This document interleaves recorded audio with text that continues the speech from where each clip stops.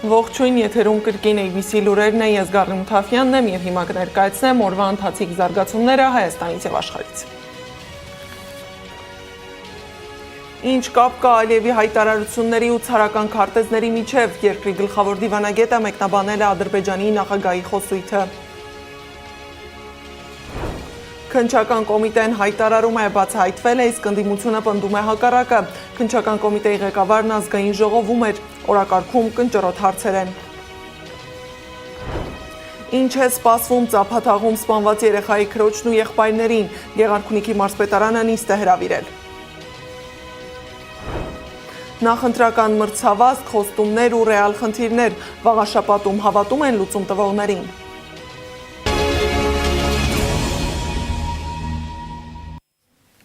Եթե ըստ Փաշինյանի Ալիևը հայկական բնակավայրերը վերագրում է Ադրբեջանին ու գործածում դրանց ադրբեջանական անվանումները, որովհետև մեր ազգային ժողովի ընդդիմադիրները սեղանին Արցախի դրոշներն են դնում, ապա երկրի գլխավոր դիվանագետն այլ տեսակետ ունի։ Արարատ Միրզոյանը կարծում է, որ Բաքվի բռնապետի ձևակերպումը ցարական քարտեզների մասին էր։ Ես չեմ ուզում ոչ մեկի փաստաբանություն անել, բայց ձևակերպումը այդպես է, չէ՞, ցարական քարտեզներում չկա Սևան, կա Գյոքչան։ Չեմ կարծում, թե սա կարելի ասել, որ այսօրվա Սևան, Ալիևը ասում է, որ այսօր չկա Սևան, կա Գյոքչան։ Բայց միևնույնն է, ամենակառուցողական ձևակերպումը չի եւ իսկապես չէինք ասի, թե տեղավորվում է, հա, բանի մեջ, խաղաղության նարատիվի։ Սակայն Միրզոյանն առաջարկում է չանտեսել նաև Բաքվի այսպես կոչված կառուցողական քայլերը։ Օրինակ, ռուսական ցորենը, որն Ադրբեջանի տարածքով գալիս է Հայաստան։ Արտաքին գործերի նախարար Արարատ Միրզոյանը վստահ է, խաղաղության հիմքը կողմերի փոխշահավետ պայմանավորվածություններն են։ Օրբելի կենտրոնում տեղի ունեցած քննարկման ընթացքում նշել է, որ արդեն ձեռք բերված ու առաջիկայում սպասվող պայմանավորվածությունները պետք է միաժամանակ ձեռնտու լինեն Հայաստանին, Ադրբեջանին եւ տարածաշրջանի մյուս երկրներին։ Նրա խոսքով հենց այս հավասարակշռվածությունը կարող է ապահովել երկարատև ու կայուն խաղաղություն։ Բոլոր փաստաթղթերի, բոլոր գործընթացների շուրջ կա մի հսկայական կոնսպիրոլոգիա, դավադրաբանական տարբեր վարկածներ, մանիպուլյացիաներ հաճախ միտումնավոր, որոնք կարող են որոշակի հոգեբանական հիմք ունենալ երկրի ներսում, կարող են նաև որոշակիորեն ուղղորդված լինել այլ աշխարհաքաղաքական կենտրոնների կողմից, խաթարելու խաղաղության գործընթացը։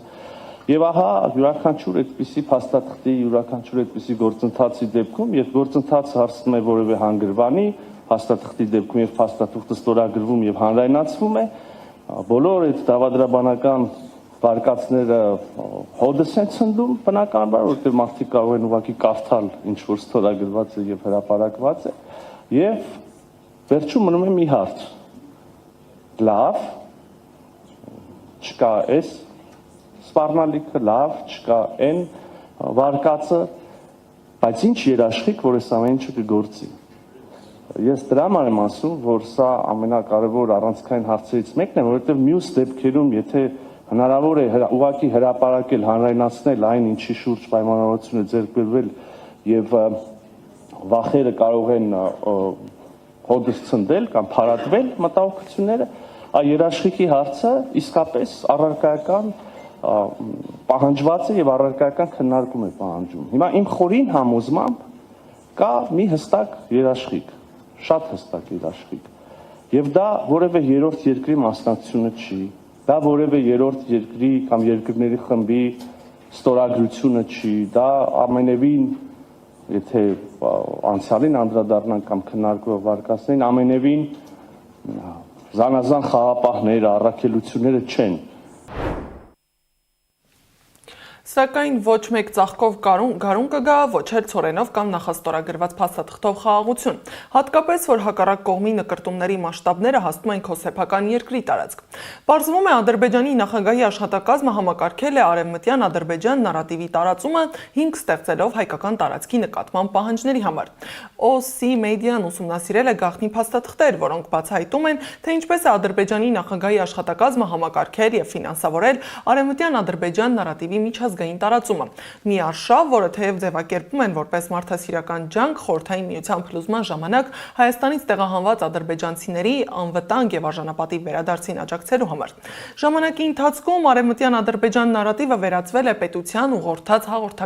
հաղորդակցման ռազմավարության։ Նախաձեռնությունն այժմ երբեմն գործածվում է որպես ռետորական գործիք Բաքվի եւ Երևանի միջև շարունակվող հակամարտությունում։ Միասնության թևեր քաղաքական նախաձեռնության ղեկավար Արման Թաթոյանի խոսքով OSI մեդիան այդ հրապարակումով պատռել է Հայաստանի իշխանության դեմքը, որը շարունակաբար հերքում էր կեղտոտ բառապաշարով, թե արևմտյան Ադրբեջան հասարակական կազմակերպությունը պետության հետ կապ չունի։ 2022 թվականի դեկտեմբերի 24-ին Ադրբեջանի նախագահը հատուկ շնորհանդեսի ժամանակ ազդարարեց, որ սկսում են մեծ վերադարձի հայեցակարգ, այսպես կոչված արևմտյան Ադրբեջան կազմակերպության ներքո։ Հատուկ նշեց, որ դա հենց իրենք են մշակել, որ իրենց աջակցությամբ է իրականացվելու ուղիղ ասում է մարդը, եւ հստակ նշում է, որ այ նախկինում, քանի որ կար Ղարաբաղի խնդիր, չէին կարող անել եւ ասում է, որ հիմա լուծել ենք, այ անցել ենք դրա իրականացմանը։ Այստեղ կարևոր երկու պայման է նշում այս ծրագրի համար։ Ուրեմն պայման համարում եք, որ պետք է, ինչպես ինքն է ասում, Հայաստանը ապա բնակեցվի, այսինքն սա նշանակում է արտագաղթ տեղ ունեցա, դատարկեն հայերը, հայերից դատարկվի Հայաստանը, չլինեն հայեր Հայաստանում առհասարակ, ու ամեն ինչ նրանք պետք է անեն այս նպատակի համար։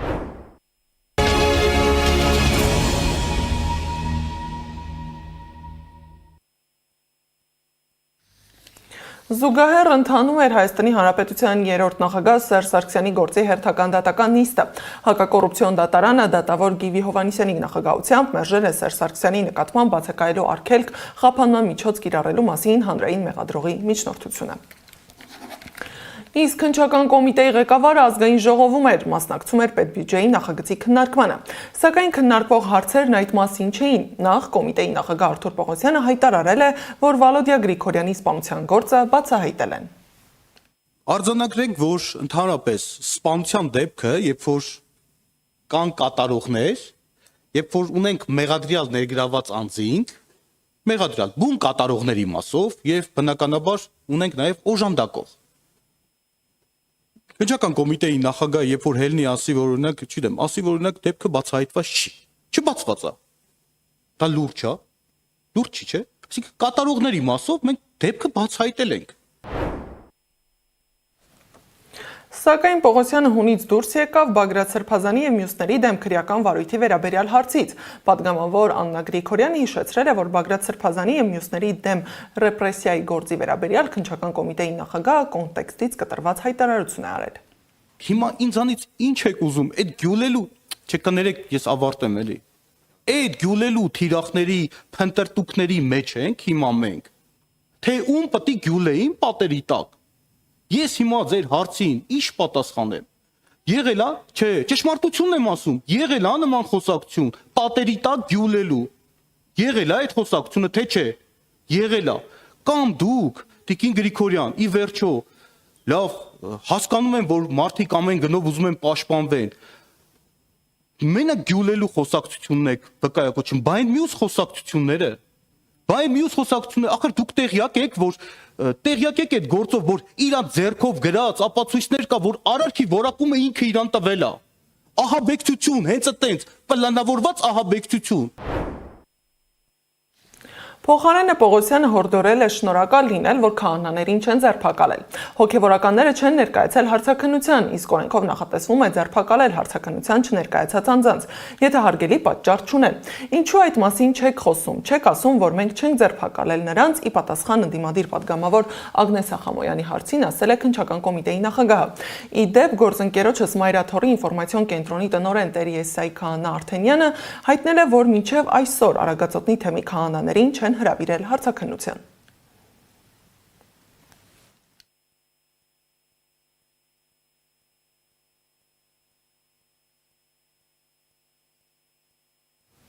Վերջին օրերին ամենաշատ քննարկված թեման երեկամյա Տիգրանի սպանությունն է։ Սահմռկեցուցիչ սպանության մասին հայտնի դառնալուց հետո Գեղարքունիքի մարզպետարանում նիստ է եղել սպանված երեխայի ծնողներին ծնողական իրավունքից զրկելու հարցով։ Փորձագետները որոշել են, որ երեքամյա Տիգրան Հովհաննեսովի իր քույրն ու 3 եղբայրներին պետք է տեղափոխել Հայ օգնության ֆոնդի երեխաների պաշտպանության կենտրոն։ Հիշեցնեմ, որ երեխային սպանել է հայրը, խեղդելով։ Տեղափոխվենք վաղաշաբաթ, որտեղ նախընտրական քարոզարշավն արդեն սկսվել է։ Հնչում են խոստումներ, հայտարարություններ, իսկ բնակիչները շարունակում են ապրել իրենց ամենօրյա չլուծված խնդիրների հետ։ Օրինակ, Մոնթեավան գյուղի բակերում կոյուղատարերի խնդիրը դաժան իրականություն է։ Տաք եղանակին հոտն ու ճանճերը փչացնում են մարդկանց օրը։ Անձրևի կամ ձյան ժամանակ կեղտաջրերը խցանվում են եւ դարձնում կյանքը անտանելի։ Կոյուղու հարցը լուծելու նախընտրական խոստումները հաճախ են կրկնվում այս գյուղում, բայց իրականությունը մնում է նույնը։ Այս անգամ խոստումներին հավատում են բնակիչները։ Անիա Բաղյանն է պարզել։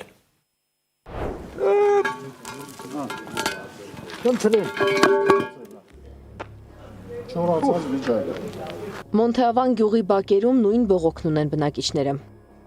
Լուբո լուկը բացեք այս վիճակն։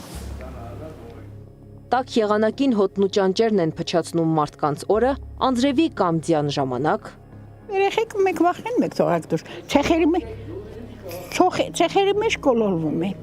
70-ամյա բնակիչը վաղաշաբաթ համայնքում է ծնվել ապրել։ Այս խնդրի լուծումը միշտ փնտրել է տարբեր դռների մոտ, բայց երբեք չի գտել։ Ասում են սեփական ուժերով կարգավորեք, փող չկա, բայց եթե պետությունը իզորու չէ կարգավորել կոյուղատարների խնդիրը, գյուղացին ինչպես պետք է անի։ Կոյուղին շատ սարսափելի վիճակ է։ Տունը չես կարա մտնել, գարաժը չես կարա մտնել, այսինքն ձեռս մտցնում եմ լրիվ այդպես ճակացը տվածա։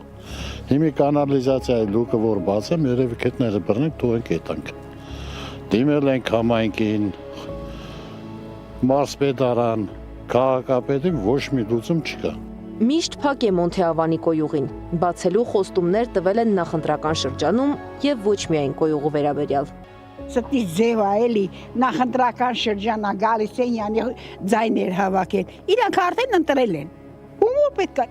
Մոնթեավանցիները հույս չունեն, որ իրենց լսող ու կոյուղատարների հետ կապված խնդիրը վերջապես կարգավորող կլինի։ Մի քանի ամիսը մեկ թաղամասում ապրողները գումար են հավաքում, մաքրողների հրավիրում, որ հոտից ու կեղտից չխեղդվեն։ Տեսակ, ինչա կատարվում ստե։ Նրանք չեն ասի, որ սենց բանալնում ստե։ Նրանք երբեք չեն ասի։ Նույն գյուղի բնակիչներից Կարենն ասում է, որ գյուղը խնդիր չունի, մխիթարվելու իր ձևն է։ Վստահեցնում էր, այդ նույն բակում, որտեղ այդքան բողոքում են բնակիչները, կոյուղու խնդիրը լուծված է։ Մարդիկ կան, ասենք մասամբ առանձին իրանց կոյուղիներ են սարքում, տեղ կա կոյուղիները աշխատում։ Օրինակ ես գիտեմ, հիմա ինքը ընդհանուր կոյուղի է։ Հələ որ ոչ մեկի տունը չի բանել է։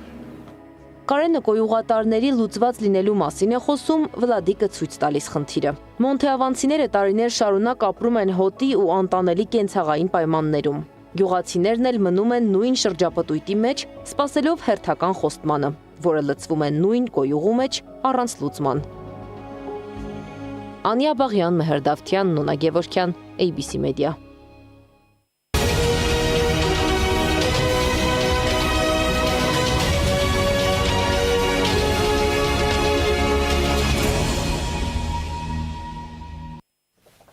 ԱՄՆ նախագահ Դոնալդ Թրամփը Սպիտակ տանը նախատեսում է հանդիպել Սիրիայի ղեկավար Ահմեդ Ալ-Շարայի հետ։ Սպիտակ տան մամուլի քարտուղարի փոխանցմամբ Մերձավոր Արևելքում գտնվելու ընթացքում Թրամփը պատմական որոշում է կայացրել՝ վերացնել Սիրիայի նկատմամբ կիրառված պատժամիջոցները, այսպիսով նրանց տալով իրական հնարավորություն խաղաղության համար։ Բացի այդ, Միացյալ Նահանգները պատրաստել է ՄԱԿ Անվտանգության խորհրդի բանաձևի նախագիծ, որով ուզում են առաջարկել վերացնել Սիրիայի ժամանակավոր նախագահ Ահմեդ Ալ-Շարայի նկատմամբ պատժամիջոցները։ Նաև առաջարկում են չեղյալ հայտարարել Սիրիայի ներքին գործերի նախարար Անաս Խաթաբիի նկատմամբ պատժամիջոցները։ Հստակ չէ, թե երբ կարող է բանաձևը դրվել քվեարկության։ Դրա համար անհրաժեշտ է առնվազն 9 կողմ ձայն եւ Ռուսաստանի, Չինաստանի, Միացյալ Նահանգների, Ֆրանսիայի կամ Մեծ Բրիտանիայի կողմից վետոյի չկիրառում։ Հիշեցնեմ, որ նոյեմբերի 10-ին Սպիտակ տանն Ահմեդ Ալ-Շարան հանդիպելու է ԱՄՆ նախագահ Դոնալդ Թրամփի հետ։ Սա նրա առաջին այցը կլինի Միացյալ Նահանգներ։ ՄԱԿ Անվտանգության խորհրդի պատժամիջոցների կոմիտեն Ալ-Շարային ճանապարհ ճանապարհորդելու թույլտվություն է տրամադրել այս տարվա սկզբին։ Ուստի նույնիսկ եթե ԱՄՆ բանաձևի նախագիծը չընդունվի, Ալ-Շարան հավանաբար կկարողանա այցելել Սպիտակ տուն, գրել է Reuters-ը։ Միջազգային մյուս լուրերը ռեպորտաժում։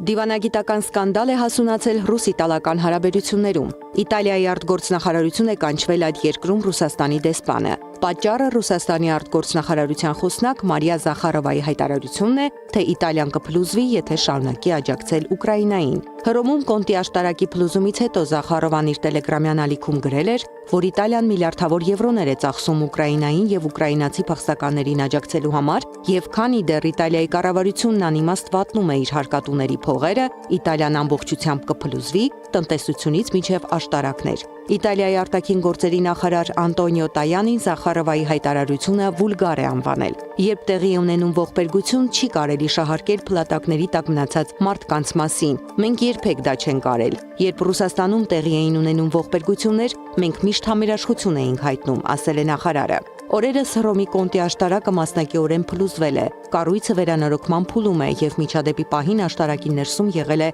4 բանվոր, նրանցից մեկը մնացել է փլատակների տակ։ Նյու Յորքը կունենա մուսուլման քաղաքապետ։ 34-ամյա Զոհրան Մամդանին համոզիչ հաղթանակ է տարել նոյեմբերի 4-ին Նյու Յորքի քաղաքապետի ընտրություններում, հավաքելով ձայների 50.4%-ը։ 2024 թվականի հոկտեմբերին, երբ Մամդանին հայտարարեց ԱՄՆ ամենամեծ քաղաքի քաղաքապետի պաշտոնում առաջադրվելու մտադրության մասին, քչերն էին հավատում, որ նա կհաջողի։ Այժմ նա ծագող աստղ է ԱՄՆ քաղաքական ասպարեզում, եւ նրա հետևորդների թիվը միայն աճում է։ Նյու Յորքը կմնա ներգաղթյալների քաղաք, որը կառուցել են ներգաղթյալները, առաջ են շարժում ներգաղթյալները եւ այսօրվանից ի վեր ղեկավարելու է ներգաղթյալը։ Իր առաջին ելույթում ասել է Մամդանի. Քաղաքական գործիչը ծնվել է Ուգանդայում, նրա ծնողներն ունեն հնդկական արմատներ։ Մամդանին ԱՄՆ քաղաքացիություն է ստացել 2018 թվականին։ Եվրամիությունն Ուկրաինային 1.8 միլիարդ եվրոյի նոր տրանշ է հատկացրել, ինչը 2022 թվականից ի վեր Կիևին տրամադրվող ԵՄՕ-օգնության ընդհանուր գումարը կհասցնի մոտավորապես 180 միլիարդ եվրոյի, ասվում է Եվրամիության խորհրդի կայքում հրապարակված հայտարարության մեջ։ Էկոնոմիկայի հարցերով Եվրահանձնակատար Վալդիս Դոմբրովսկիսը հոկտեմբերի 23-ին հայտարարել էր, որ Եվրամիությունը 2022 թվականի փետրվարից ի վեր Ուկրաինային արդեն տրամադրել է մոտ 178 միլիարդ եվրոյի ընդհանուր աջակցություն, այդ թվում 63 միլիարդ եվրոյի ռազմական օգնություն։ Վրաստանը չի գնում այն ճանապարհով, որը կբերի նրան Եվրամիության անդամակցության, ոչ 2030 թվականին, ոչ էլ ավելի ուշ, հայտարարել է Վրաստանում Եվրամիության դեսպան Պավել Գերչինսկին, պատասխանելով 2030 թվականին Վրաստանի Եվրամիության անդամակցելու հնարավորության վերաբերյալ հարցին։ Նրա խոսքով, քանի դեռ Վրաստանը հետընթաց է ապրում հիմնարար իրավունքների եւ ազատությունների ոլորտում, երկիրը չի լինի Եվրամիության անդամ։ Դեսպանը նշել է, որ Եվրամիությունը պատրաստ է համագործակցել Վրաստանի իշխանությունների հետ ստեղծված իրավիճակը փոխելու համար։ Միացյալ Նահանգների օդանավակայաններում քաոս է ավելի քան 1 ամիս տևող շաթդաունի պատճառով։ Ուղևորները բախվում են չվերթների ուշացումների եւ չեղարկումների, օդային երթևեկության կարգավարների բացակայությունների աճի պատճառով։ Միացյալ Նահանգներում օդային երթևեկության գրեթե 13000 կարգավար աշխատում է առանց վարձատրության հոկտեմբերից ի վեր, երբ սկսվեց կառավարության գործունեության մասնակի դադարեցումը, այսպես կոչված շաթդաունը։ Հիշեցնենք, որ Միացյալ Նահանգների կառավարության աշխատանքի մասնակի դադարեցումը սկսվել է հոկտեմբերի 1-ին, այն բանից հետո, երբ ամերիկացի օրենսդիրները չկարողացան համաձայնության գալ բյուջեի շուրջ կարևորագույն պետական ծառայությունների ֆինանսավորումը շարունակելու համար։ Այս շաթդաունը դարձել է Միացյալ Նահանգների պատմության մեջ ամենաերկարը։ Նախկին ֆուտբոլիստ Դեվիդ Բեքհեմին ասպետի կոչում է շնորհվել։ Արարողությունը տեղի է ունեցել Վինդզորի ամրոցում։ Մեծ Բրիտանիայի թագավոր Չարլզ III-ը նրան այդ կոչումը շնորհել է սպորտին եւ բարեգործությանը մատուցած ծառայությունների համար։ Անգլիայի հավաքականի նախկին խաղացողին ուղեկցել են ծնողները եւ կինը Վիկտորիա Բեքհեմը։ Զարա Սարգսյան, Նոնա Գևորգյան, ABC Media։ Այն ժամի համար նախատեսել էինք այսքանը, շարունակեք հետևել մեզ YouTube-ում, Facebook-ում, Telegram-ում, WhatsApp-ում, Instagram-ում, TikTok-ում կամ այցելեք մեր պաշտոնական կայք www.abcmedia.am։ Շնորհակալություն ուշադրության համար, ժամը 18-ին եթերում կլինի ABC Newsroom, իմ գործընկեր Աննա Սարգսյանը կանդրադառնա օրվա գլխավոր թեմաներին։